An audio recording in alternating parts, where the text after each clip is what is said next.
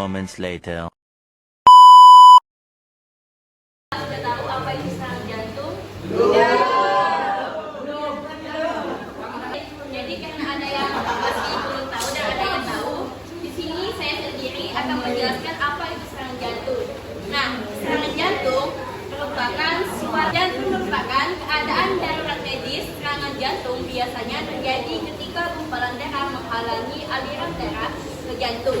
Tanpa darah, jaringan kehilangan oksigen dan mati.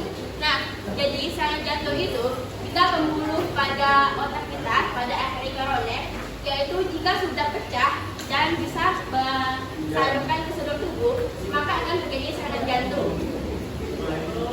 Terus faktor risikonya yaitu yang pertama dari merokok, yang kedua hipertensi, yang ketiga kurang berolahraga, keempat stres, yang kelima mengkonsumsi makanan berlemak.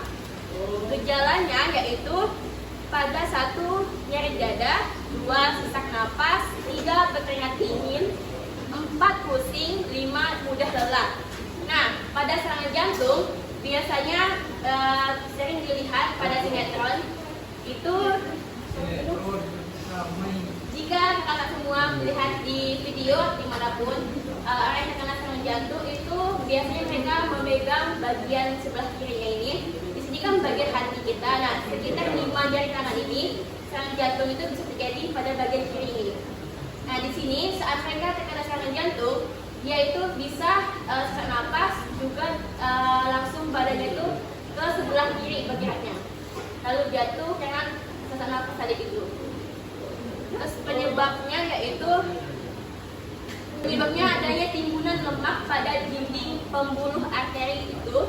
Yang kedua, serangan jantung merupakan penyebab kematian kedua setelah seluruh Indonesia. Nah, jadi serangan jantung biasanya terjadi pada usia lansia seperti 50 tahunan atau di atas 50 tersebut. Mana sih cara mencegahnya? Yang pertama, ada tidak merokok. Yang kedua, edukasi gejala dan penanda. Yang ketiga, nutrisi gizi seimbang. Yang keempat, antar ke dokter. Yang kelima, gerakan badan olahraga. Nah, baiklah, di sini kami akan langsung mempraktekkan bagaimana cara penolongan pertama jika melihat seseorang dimanapun terkena serangan jantung. Sebelah kiri sini jantungnya, lalu senapas dia terbaring ke sebelah kiri.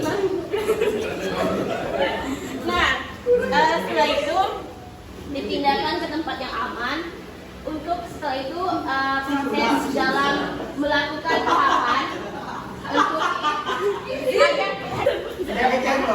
yaitu sedikit, lalu dicek bagian lehernya ini apakah masih ada alatnya atau tidak. Setelah itu yang kedua, cek bagian nadinya di sini apakah masih ada detaknya atau tidak.